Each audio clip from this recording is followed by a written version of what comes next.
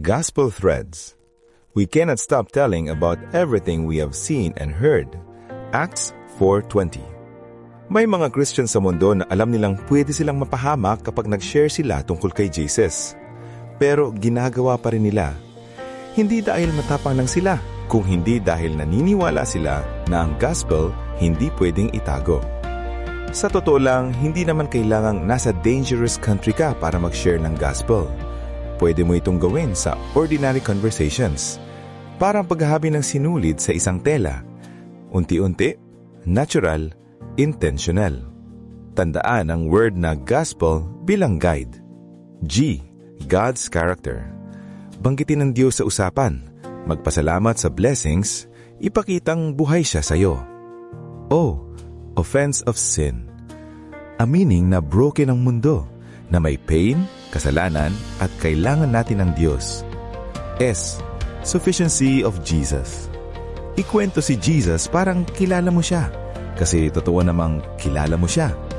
Sabihin kung paano kanya binago. P. Personal response. I-share ang testimony mo.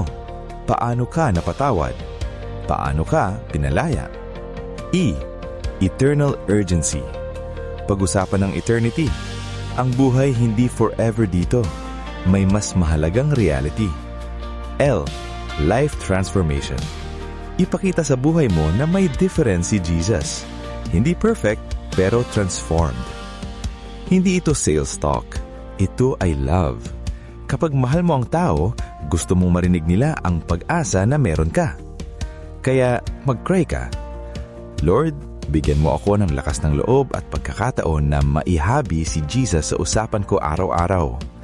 At magtiwala ka, si God ang magbubukas ng puso ng tao. Today's reflective question. Sino na ang na-encourage mo ngayong linggo? Nabigyan mo ba sila ng encouragement na nagmumula sa Diyos? Kwento mo naman, Caps. Kung wala pa, ano ang goal mo ngayong araw para ibahagi si Kristo sa iba? Kung na-bless ka sa Devo na ito, join our growing Christ-centered community. Sama-sama tayong sumunod kay Jesus at i-train ang bawat believer na maabot ang kanilang campuses, community, family, and friends para kay Kristo. Join us at hayutayo.glide.app.